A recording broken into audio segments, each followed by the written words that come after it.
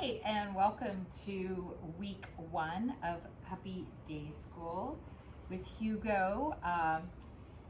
He had a great first week and first overnight. He certainly has tons of energy. He's super social.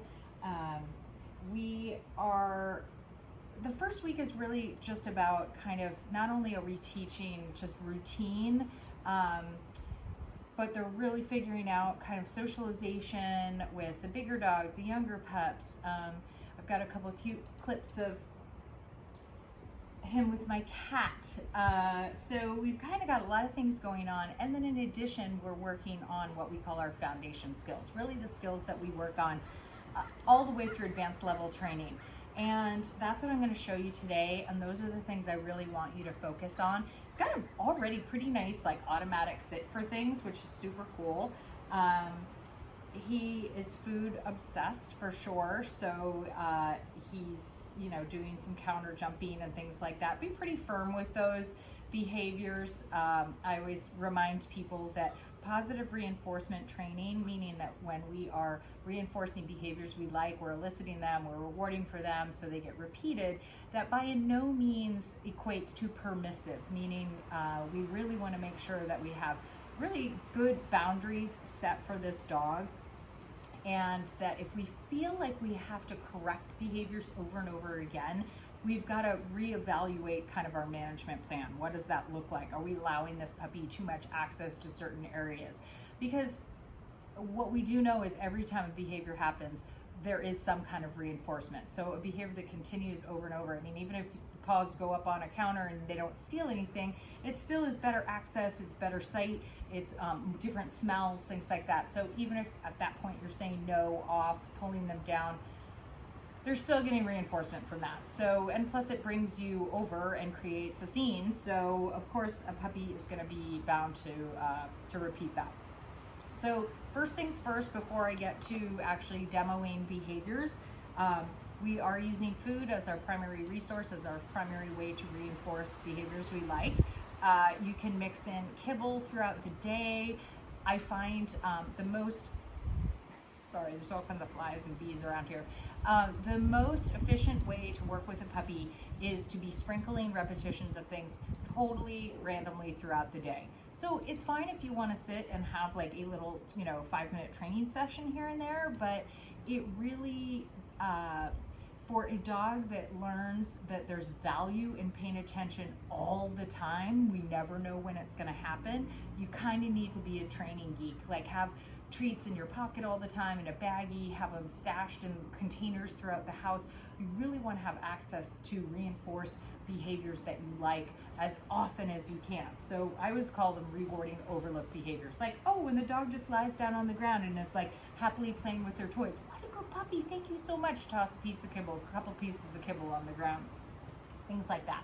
So as far as our food goes, well, we do train with food. We want to keep it as out of the visual. So what does that mean? It means if I have pockets, I want to keep them in there. I do a lot of times have treats in my hands, and I'm going to put them slightly behind my back, because when the dog can see them and smell them, this becomes such a more powerful, this is much more powerful than listening to me and figuring out what I need. So it's completely different if I put those treats behind my back and then I ask for something, the behavior happens, and then the treats appear. Also very important down the line, so that when we want to take the treats out of the equation, our body language of holding those treats doesn't become part of the scenario. Because once we change even a variable like that, what does it look like when I'm standing? The dog a lot of times makes decisions about what they want to do. So first and foremost, the two things that we focus on heavily in week 1 are what we call name game and hand targeting. So name game is what we're going to start with. It is not teaching your puppy their name, although that absolutely has something to do with it, but it's teaching the puppy that when you say their name, they need to stop what they're doing, whip their head around as quickly as possible if they're not looking at you, and move towards you eventually. We start with pretty close proximity, but it really is a stop, look, and listen cue. It is the number one thing that we work through all the way, again, until my advanced level training, because it's great if I can teach a dog a ton of behaviors, but if I can't get them to stop what they're doing when they're distracted and pay attention to me, then it's kind of like game over. So, so we're gonna start with name game, and the biggest rule about name game is you cannot repeat the puppy's name. So, what does that look like? If I say, Hugo, yes, and the dog doesn't look at me, I need to stop. I need to really quickly evaluate, why didn't I get the correct response? It's usually either distraction level too high or distance too great. So again, what we're gonna do, I'm gonna just sit here in my chair for a second, and I might even toss these little things to distract him. Go find it. Oh, where'd it go? Where'd it go? I know you know I have cookies. Ready? Ready? Go find it. Hugo. Yes. Okay, we're using what we call a marker word. The marker word is a word that marks the exact moment the dog does the right thing. That word is yes. So let's take a look at this again. Treats are behind my back. What I would do at home is with Go Find It is just use kibble that you toss as the Go Find It. And as soon as the dog gobbles that up, you're gonna say the puppy's name. And then as soon as you get that head turned, you're gonna say yes. And then when the puppy is close enough that you can put your hand on them, then they get the cookie. All right, ready? Okay, go find it. Hugo, yes. Good job. Ready? Go find it. Hugo, yes. Good job. Okay. Ready? Go find it. Oh, it's back there. Go find it. Ready? Go find it. Ah. Ready? Go find it. Ready? Go find it. Hugo! Yes! Good job. Very good. Very good. Nicely done.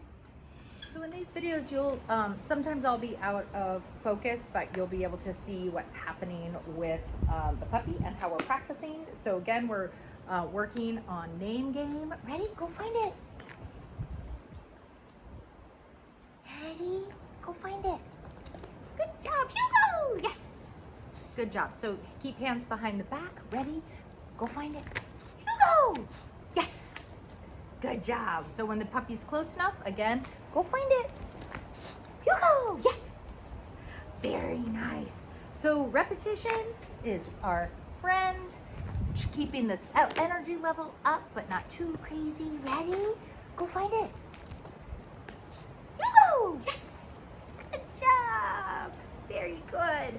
Okay, now the last thing we're going to work on today is hand targeting. It is the touch game. We use this to refocus our dog, to get them to maybe stop doing behaviors like if they're jumping or lunging at another dog or they're barking. We know it doesn't work very well to just say no. I need to give them an alternate behavior. So it's just a different way to get your puppy to refocus on you. So all it looks like is this: open palm, touch, yes, facing the dog. And again, my treats stay behind my back, touch. Yeah, oh, I kind of didn't get that time. I sort of got a drive-by, which is touch. Yes. Wait till you really get that nose bonk, okay? And then you're gonna use your marker word, and then your treat gets delivered right in front of your target hand. So if this is the target hand and the dog comes in and the dog comes in and boops it, then I'm gonna give the treat right in front. Ready? Touch. Yes. Good job. Ready? Touch. So add some movement to this. What I want is for the dog, don't have the dog sitting. It's really hard for them to be successful with hand targeting in the beginning unless they're standing up moving. The hand should come out at the puppy's nose level and be very deliberate about it. It should be the movement, draws their attention right now. So if you're really just kind of like touch, like you're not very animated with it, a lot of times they won't move towards your hand. So we just want to make sure we're giving them a really exciting target. If they don't come right away and touch the hand, put it away. Try to make it easier to be successful. Time number 2. Okay, ready? Here we go. Here we go. Touch. Yes. Good job.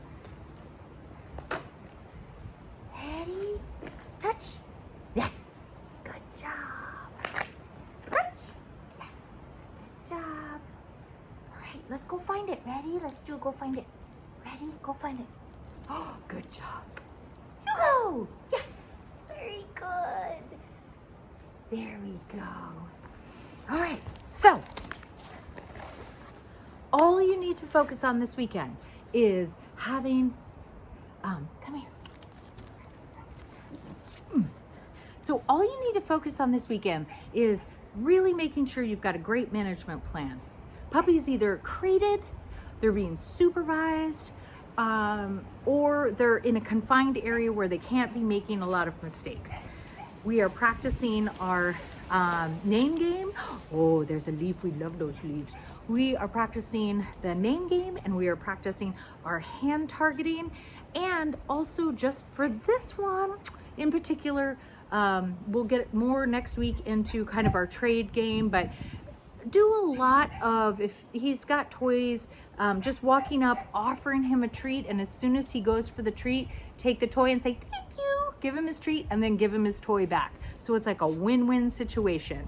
So we can start really kind of getting the idea that having things taken away isn't so bad. And as I said, I think it's really more of a dog-dog thing than a person thing, but we just want the dog to be really comfortable relinquishing items. He also really does love to rip apart soft toys. So just being really cognizant of what kind of toys that he has, and if he's got soft toys, really supervising him well so that if he starts to shred them, they get taken away. He does like them, so it's a little bit of a catch-22. I just to make sure, kind of like eagle eye when he's got stuff that's like a soft chewy. All right, we'll see you later. Have a great week, and we will see you next time. Bye. Okay, see ya.